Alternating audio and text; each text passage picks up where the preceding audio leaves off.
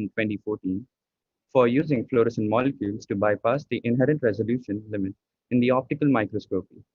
With the invention and subsequent development of STED microscopy and related microscopy methods, he was able to show that one can substantially improve the resolving power of the fluorescence microscope. Shit.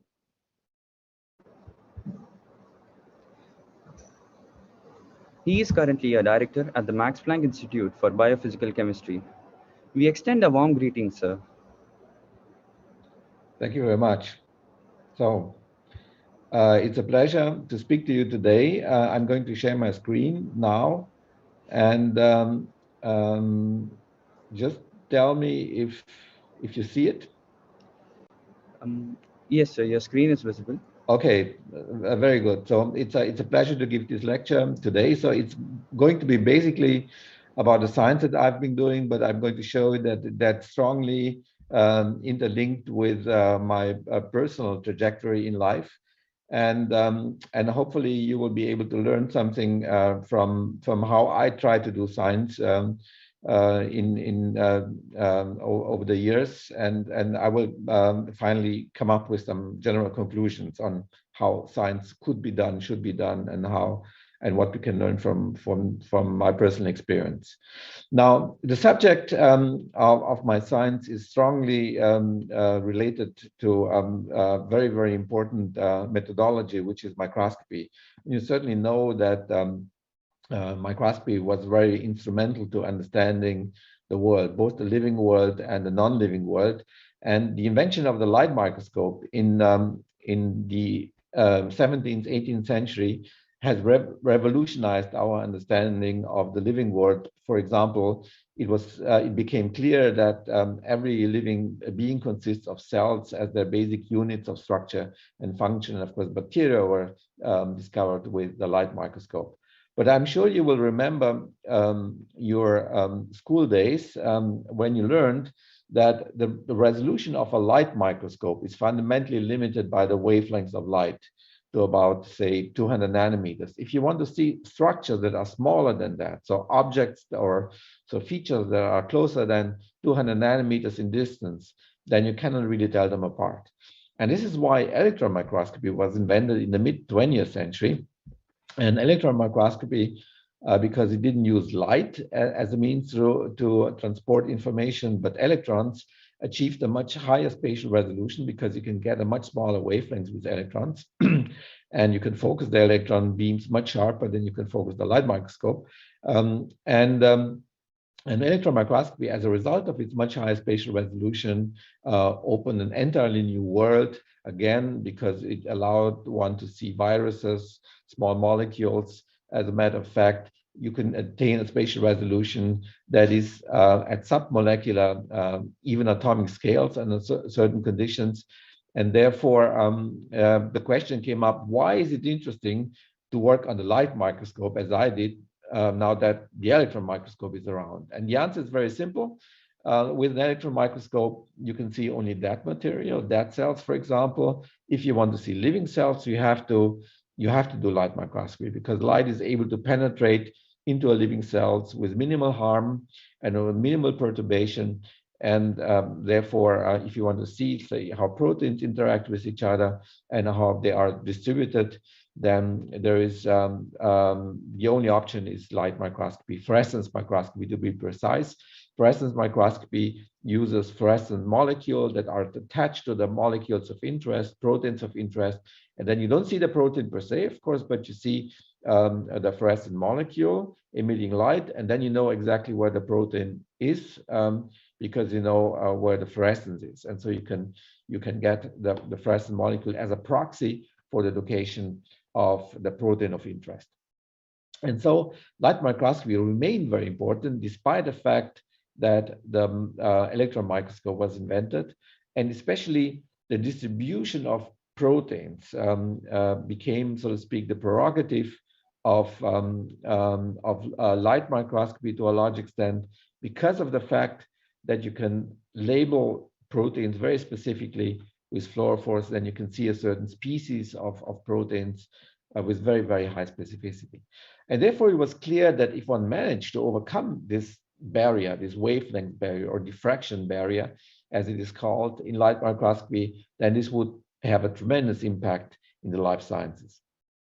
So this is a kind of motivational slide, but to be honest with you, this was not my motivation when I looked into this field. So at that time, I looked into this problem whether I can overcome the diffraction resolution barrier. I didn't think about its use. I wanted to do it out of curiosity. I'm a physicist by training, and I didn't want to do something specifically for biologists or life scientists. I wanted to find out, is there a physics that would allow me to cross this barrier? Because it was perceived in the past, throughout the 20th century, in fact, that that's not feasible. You cannot get a higher spatial resolution than half the wavelengths of light.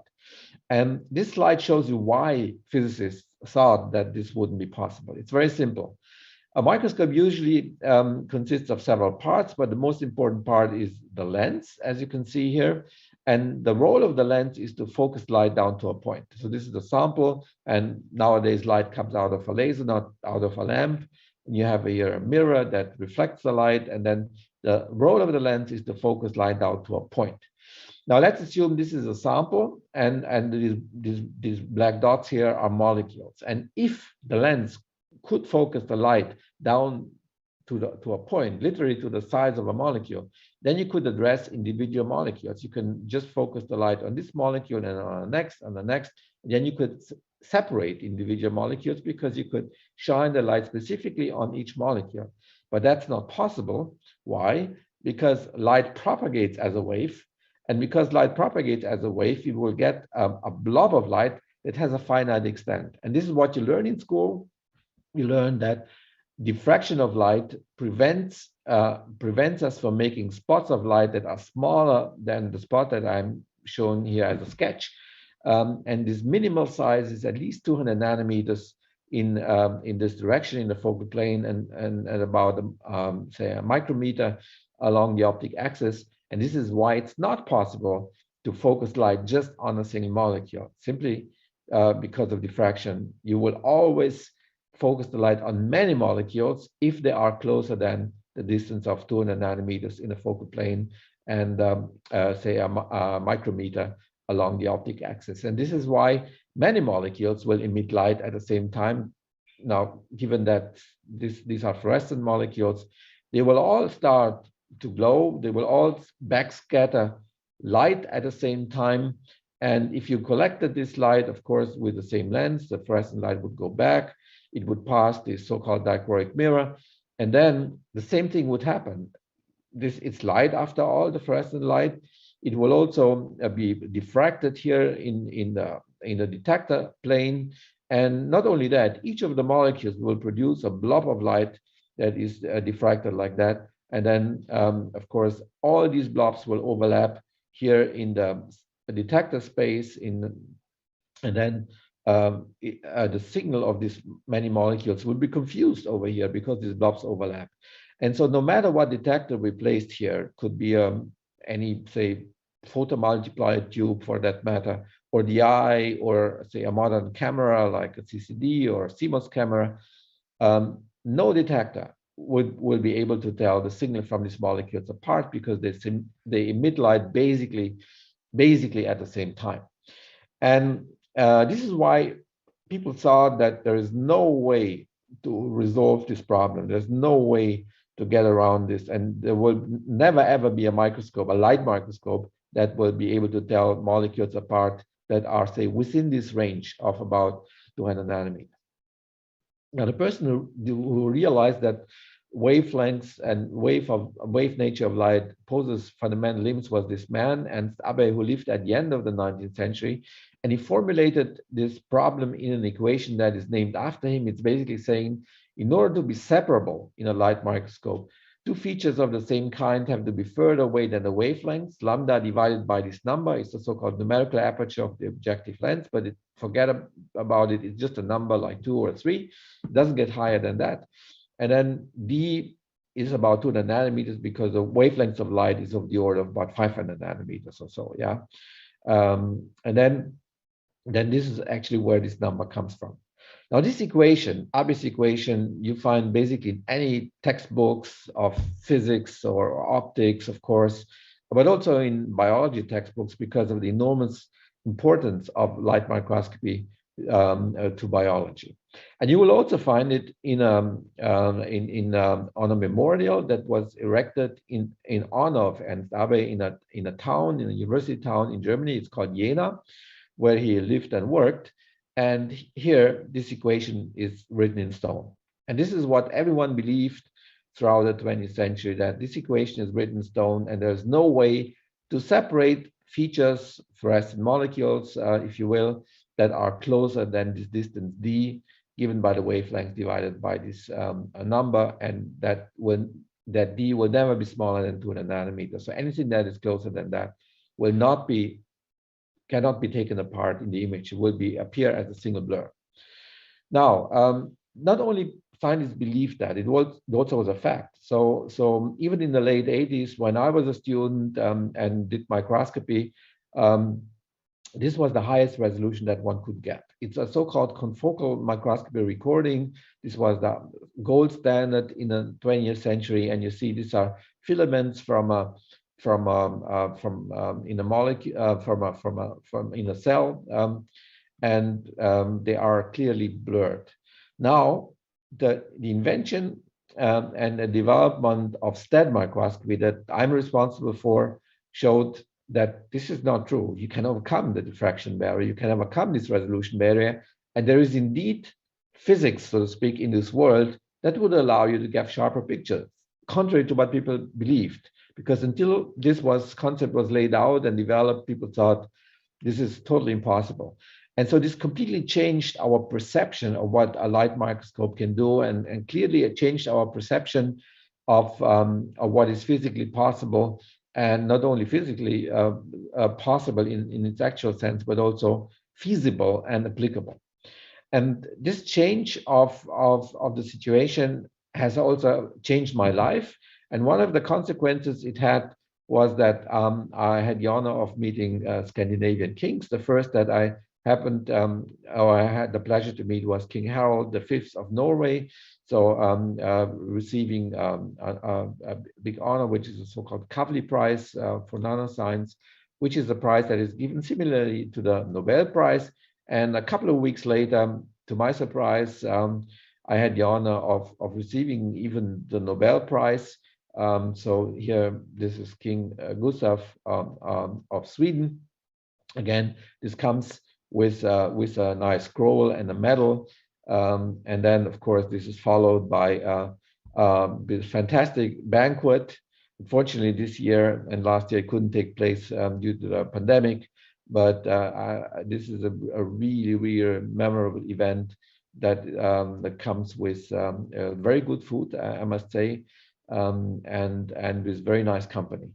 But I'm not going to talk now about the gossip and about meeting the king and the princess and so on. I'm going to speak a bit about my trajectory in life.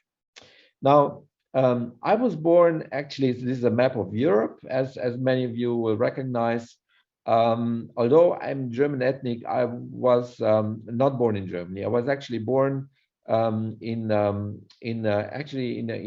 small town, I would say even village, in what is the western part of Romania.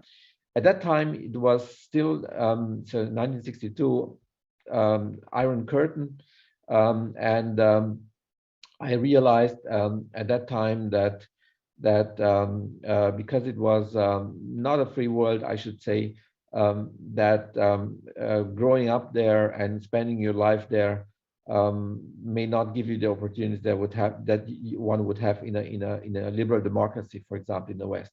This is why at the age of 13 I convinced my parents to move to what was at that time West Germany. So it was still the time of the Iron Curtain, as I said. And so, we immigrated to West Germany in 1978. And I was a very good student, even back in Romania, and had a very, very good school education, I must say. And so I managed to finish my high school 1 year in advance. of my German classmates and started with my studies of physics at University of Heidelberg, which is the oldest German university, and of course a very good one. And education is free in Germany, fortunately. And so, despite the fact that I was and my parents were poor, I managed to study physics there and get a decent education. Now, as most physics students, at least in those days, I was interested in very fundamental things. Like I wanted to become a theoretical physicist who thinks about the fundamental forces and fundamental problems, and I wanted to do perhaps particle physics and so on. But at the time, I had to decide to select a certain subject for my PhD thesis, and this is what I looked like back then as a PhD student in 1990. I spoke, of course, with other students and said who were more advanced, and they said, "Don't do that. Don't do theoretical physics because it's very likely that you get unemployed. As a theorist, that this doesn't give you a job." And at that time, there was, I would say, there were a surplus of physicists. There were too many physicists, and some of them really got unemployed, especially theorists. And I said, I shouldn't do it because, my parents still had to struggle to set up their life in the way we were immigrants, of course, in West Germany. And so I felt, and my mother became very sick, and so I felt I should do something that would earn me a living and also support my parents. And so I decided to sign up with a professor who had just set up a startup company. And the startup company specialized in developing light microscopes, laser scanning microscopes for all kinds of purposes, like inspecting computer chips, and also for scanning of ophthalmology and this kind of thing. So it was very, very applied. And my job there was basically to inspect computer chips for big companies like IBM or Siemens or Hitachi or something. And of course, my job was to find out how these little, say, connecting wires on the silicon chips, how they are laid out and whether they fulfill the specifications that they had to fulfill. And you can imagine that if you have to do this kind of thing, then I completely felt awkward because this is not why I studied physics, like quantum mechanics and all kind of stuff, and solid state physics and nuclear physics, in order to just measure line width or computer chips and inspect them and report to IBM or so if they are good or not. And so I really felt very miserable, and I was just about to drop my thesis. I said, for 1.5 years, I was so unhappy with my PhD work that I was just about to give everything up. And now in this situation, I felt this microscopy, this is a subject of the 19th century. So I felt I made the wrong decision. I studied the wrong subject because it was a boring subject, 19th century physics. There was nothing interesting anymore. It was just, I made out of, so to speak, out of the wish to do something that gets me a job, I did something that I didn't want to do. And so in this situation where I almost became miserable, I thought about maybe there's still something left that is interesting in this field of microscopy that would be worthwhile pursuing as a real science subject. And so guess what was left? Breaking this resolution barrier, because everyone thought that this is impossible. And so I felt, okay, if one managed to do this, so if I managed to break this barrier, this would be cool. This would be really something that matters, and this would be real science. And so after I realized that this would be an interesting subject to go about, this kind of lifted my spirits, I must say, and then I kept on going and virtually, and then finishing my thesis. Although in my thesis I didn't work on this subject, but I had this in my back head, and this, as I said, lifted my spirits quite a lot.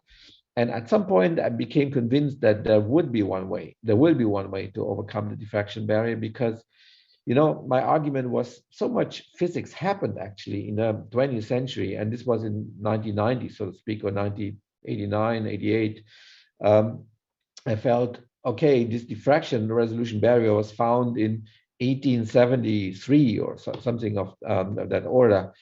So much new physics was invented in the interim, so had been invented in the interim, like say quantum mechanics, molecules were discovered, states of molecules, transitions between molecules, and quantum optics.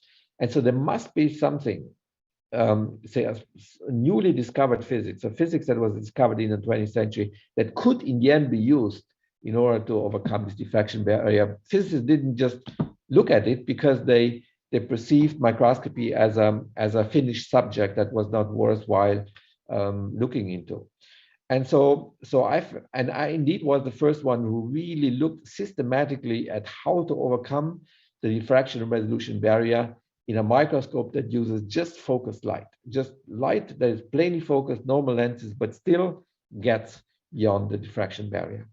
But I couldn't convince neither my thesis advisor nor other scientists in Heidelberg. And the thing was, I happened to meet somebody from Finland. This is Finland here in Northern Europe, and who said, "Okay, let's why don't you join me going to Finland?" He wanted to go back to his hometown in Finland, place I'd never heard of, and maybe we find a way to support you there. And then I got some support in Finland, and in '93 a fellowship, and to work at least say theoretically on the problem. And a couple of weeks after I got there, I took all my books from Heidelberg to Turku in Finland. I had the idea that eventually won me the Nobel Prize. And I'm showing what this idea was. Basically, that I shouldn't say out of the blue, because my mind was clearly set towards overcoming this diffraction barrier. But so I had a prepared mind, and then if you have a prepared mind, then all of a sudden you might get the right idea. And so, as I said, the problem was that the lens produces this blob of light, and because this blob of light is so large, many molecules will produce signal at the same time, and the signal will be confused here at the detector. That's true. That's something you cannot change. And I didn't want to change that because I knew that is something that is going to happen. But what I realized at that very moment was the following. Not only you can make molecules emit light or make molecules glow, you can also stop them, or you can prevent them from glowing, even though they are flooded with light that would make them glow. So in other words, you can turn molecules on, say with green lights, but if you use a proper wavelength like red light, for example, you can stop them. And so you can basically prevent them from emitting light. So you can counteract their emission, so to speak, their spontaneous emission, as a physicist would say, their fluorescence.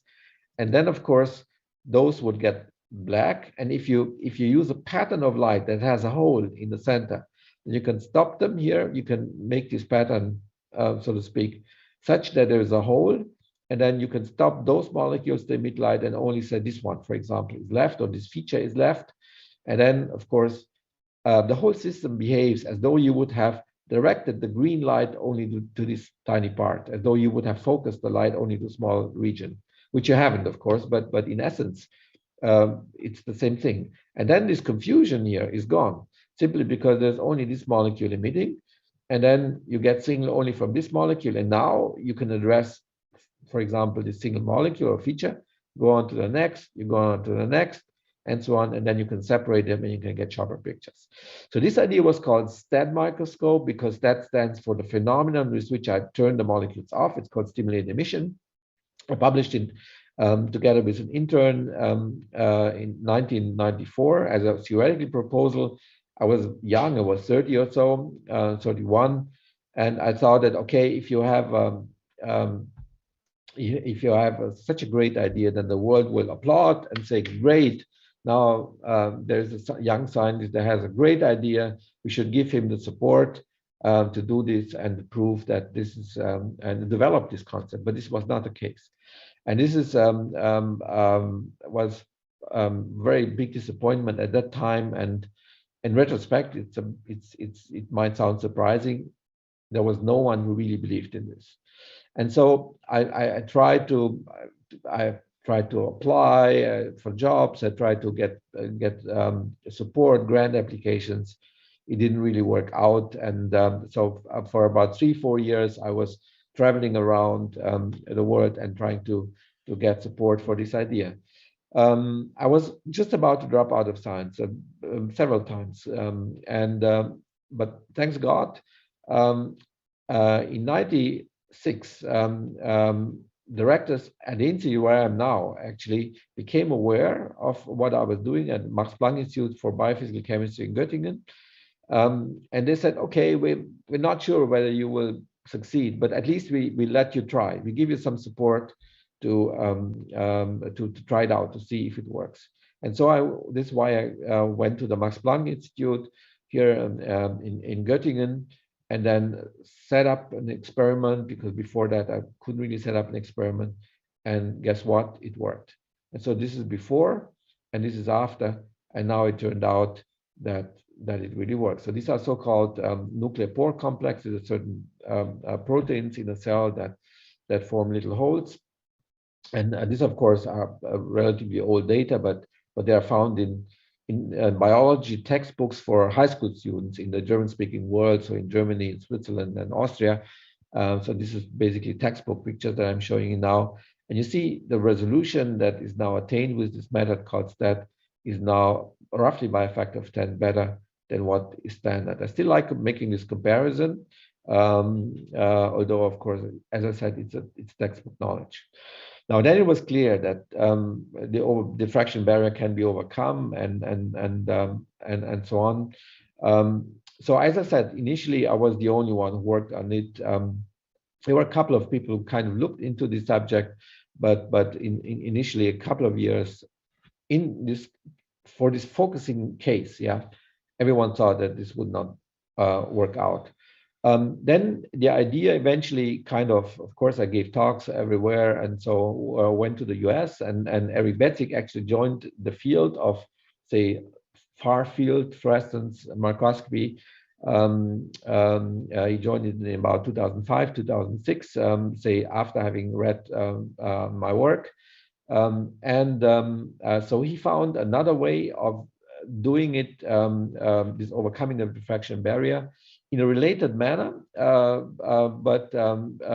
because it uses this on-off, say, means for separation, but slightly differently in as much as he looked into individual fluorophores in the first place. So Bottom storm method is that you separate individual molecules. I mean strengths when you want to get a high spatial resolution. Other than that, there are other strengths and weaknesses. But when it comes to getting the high spatial resolution, clearly it's always an advantage if you work with molecules, individual molecules. Here, it's always an advantage if you know where you direct your light. And so if you combine these two features, then there must be a synergistic combination that leads to even better resolution. That is indeed the case, and this has led actually to a new concept that is called Minflux. It uses something like a pattern of light for identifying the position of the molecule, but on individual molecules rather than groups of molecules, as it is done here. So basically, we turn on individual molecules, as it is done here in this concept, Palm Storm, but identify the position by directing a pattern beam of light that we know where the molecule is, in simple terms. Okay? I'm not going to go into the details of that, but this new principle has led to a higher spatial resolution than anything else that had been achieved before. So this would be the standard resolution with the Nobel Prize winning method. And this is what you can do now with Minflux. So you have a spatial resolution that is indeed, say, at the molecular scale. So here the scale is 1 nanometer. So that's basically a couple of nanometers. And not only you can get it with arrays of molecules, you can also get it in biological specimens. So these are, again, these nuclear pores. And now you see the details in here that are at the molecular scale. So of the resolution, say, that is as good as it basically gets when it comes to fluorescence imaging. So of the order of 1 to 3 nanometers, the precision of localization of individual molecules can be even better than 1 nanometer. In the end, the question is how well can you separate individual molecules and then identify them, so to speak. Now, this shows you a comparison. This is STAT, which also want to share with the Nobel Prize, and this is the standard resolution. Now you see a factor of 10 here, another factor of 10 here. So from here to here, we have a factor of 100. And this is showing you that something tremendous has happened. So it's 2 orders of magnitude that that we are better than mankind used to be 20 years back. At the time I started this field. Now, not only that, you can also see trajectories of molecules if they move around with a higher speed. That's one of the strengths of this method. Higher tracking speed and higher precision at the same speed. This is just to show you that there is more to be discovered. And in order to disseminate this, I have founded a company with former students of mine. And this is just to show you that if there is a discovery, there's usually also economic value. This is something politicians very often do not understand. I started this field out of curiosity, but in the end, it led to a breakthrough and also to economic value. And even this cutting edge method is now commercially available. And I'm not showing you this in order to advertise this to you, but to show you that discoveries also lead to commercial value. So finally, fluorescence microscopy has reached the molecule scale optical resolution, as I'm showing you here, from standard to here. And this is, if you ask me, really crazy. I mean, for you, it's very hard to imagine now that you see these images. So when I claimed in the 90s that one day one would be able to get a resolution that is at the molecular scale. So even my thesis advisor came to me saying, you shouldn't say that because you won't get a job. If you say this, people think you are nuts. You cannot say that. This is totally crazy. It's not crazy, it's a fact. Yeah, sometimes things take a different turn. So where are the applications? You can get molecules with nanometric resolution. You can look into biomolecular dynamics.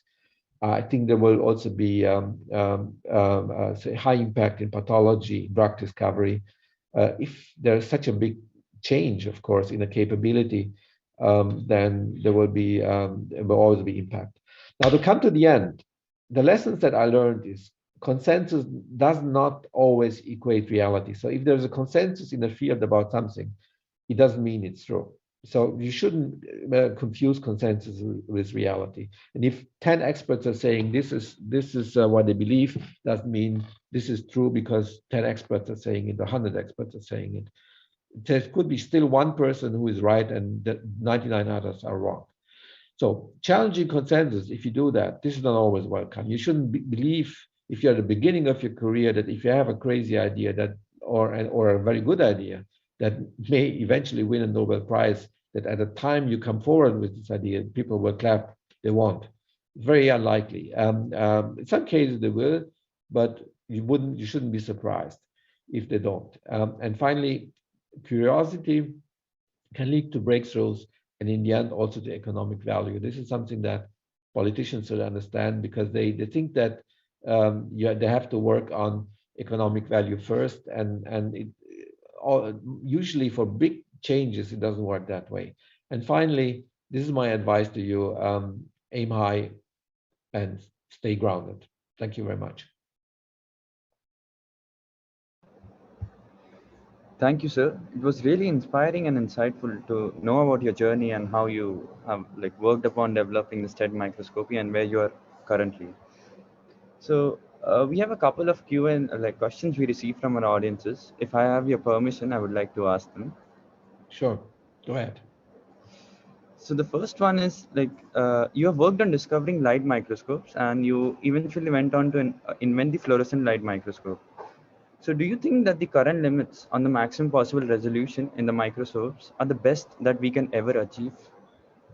Yes, so there's a very good question about the limits. So from the optical viewpoint, from the physics viewpoint, we have achieved the limits already, which is basically the 1 nanometer scale.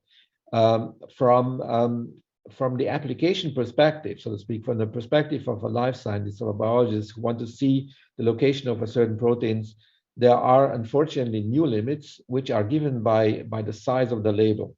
So if you have, for example, you should not forget that in the end, the fluorescence microscope images nothing but the fluorophores. It doesn't image the proteins per se. It cannot image the proteins because the proteins per se do not give a signal. Yeah, it images just the fluorophores. Now the fluorophores have their own extent, typically of about 1 to 2 nanometers. And not only that, there is always a distance between the fluorophore and the actual protein of interest, because the fluorophore is here and the protein is here. And there is a distance between a chemical link or something, or a nanobody, or the worst case, even an antibody. And these have their own extent, and that can be 2, 3, 4, 5, 6, 7 nanometers. And of course, they can have a different orientation on the molecule, and that poses the actual limits. So the actual limits are actually set by the size of the label and by this linker. And therefore, it's very, very important not to confuse the optical resolution, which is totally molecular by now, with the resolution, so to speak, or with the practical, say, information that you can get given that you have this resolution. So you have always to take into account the size of the linker and the rest of it. And this is now posing the actual limits. So people have to work now on the labeling part. That's the big challenge. It's not the optical part anymore, which it used to be, but the labeling part. From my perspective as a physicist, of course, this is a luxury problem, so to speak, because I mean, this problem didn't exist, say, 10 years back or even 5 years back, I would say, and definitely not 20 years back, because the resolution, the optical resolution was so poor that it didn't matter what the size of the label was. But now, of course, it matters. That was really insightful to know, sir. And one more question we got is that you told us about Minflux Microscopy. Can you explain a bit about why such high resolution in microscopy is required from industrial and scientific perspective? Yeah, because in the end, you want the most important feature of a microscope is the resolution, because the resolution determines the amount of information that you get. So if for most problems, you want to see the details as sharply as you can imagine.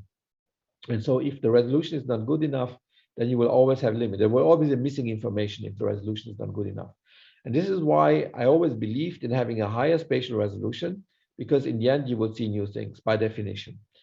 Now, of course, the resolution of 1, 2, 3, 4 nanometers is always better than 20 nanometers, because with that high spatial resolution, you can see molecular details that you couldn't see before. For example, a molecular complex. I've shown the nuclear pore complex, but there's many other unknown complexes that people have no clue of. They do not work well in electron microscopy because they are not repetitive enough. Nuclear pore is very repetitive, and so people can come up with a model with electron microscopy as well. But if you don't have repetitive structures, any structure, then you clearly need the resolution in a light microscope. And then this is what Minflux is giving you. It gives you a microscope whose resolution is not limited by the optics anymore. It's only limited by the labeling, not by the optics. And so I think for a researcher or a scientist, it's very important to know that I'm working now with the best possible microscope there is, or physics gives you, so to speak, because the optical resolution cannot be better than what Minflux offers you. And then the rest is, of course, the very important problem of sorting out the distance between the fluorophore and the molecule of interest, namely the labeling. So that's of course very, very important. But from the optics, you work with the best, and this is why it's so important. Okay, sir. And so continuing on the same topic, we have another question saying that intuitively, why is it possible to create a donut-shaped deactivation beam, which has a hole smaller than the diffraction limit? Yeah, it's a very good question. What the hole in the donut, yeah, is not smaller than the diffraction limit. I didn't spell out that very clearly in my presentation. What what determines, so what you want to do is you want to stop the molecules. And the idea behind that and is not about making the whole of light very small, because that's not possible. It's also limited by diffraction. But to make the whole very small in which the molecules are not stopped. And that is determined actually by the probability of stopping. And as a matter of fact, in order to stop the fluorescence of a molecule, you need only a finite number of photons. And call it a threshold, a finite threshold of number of photons. And once you make sure that everywhere this threshold is overpassed, is surmounted, except for that a tiny small region that can be very small, that can be just as the size of the molecule itself.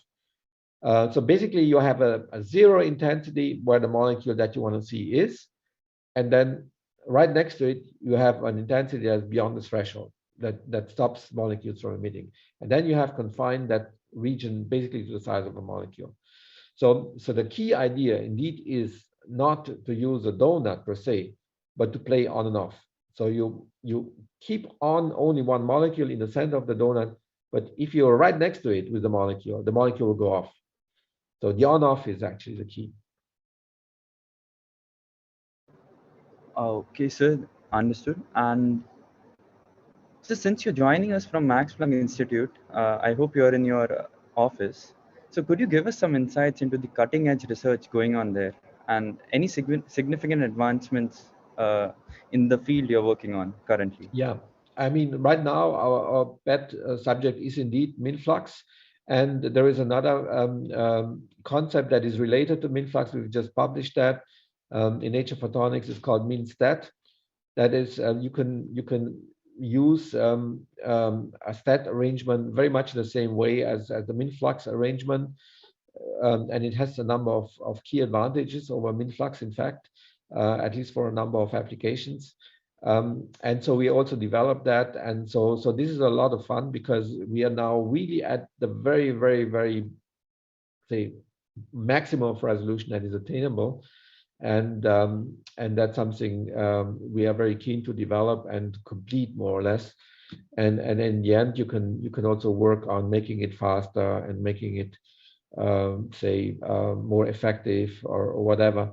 And these are the subjects that we work on. Still very exciting because it's still very, very cutting edge. So that was really good to know. And as we have reached the end of our session today, any final advice you would like to give the young minds joining us today live? Yeah, actually, it's here on my slide. Say, so I think it's very important. I think it's very fulfilling in life to do something that is really aspiring to something. If you can afford it, take risks.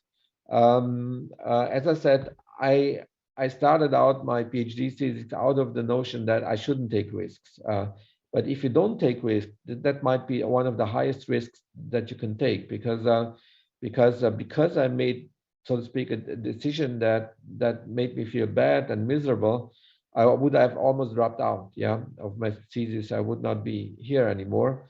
But on the other hand, as it turned out, getting through a crisis, so to speak, helped me inventing a new research field and become very successful. Because if I hadn't worked on a bad PhD subject, thesis subject, I wouldn't have discovered what I discovered, and I definitely wouldn't be here today and wouldn't have received a Nobel Prize.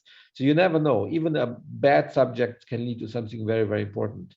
But important is that you get out of misery. So these are some really inspirational words. I hope the audience joining us today, they are definitely motivated to aim high and stay grounded. So once again, I would extend my thanks for joining us today. And we believe that the audience would have enjoyed every minute of it. Thank you very much. Thank you, sir. And coming up next, we have a fireside chat with Dr. Jane Goodall, DBE, at 4:30 p.m. IST. Stay tuned to Shastra's YouTube channel. Also, a reminder to fill in the form given in the chat box to mark your attendance for this lecture. Thank you all, and thank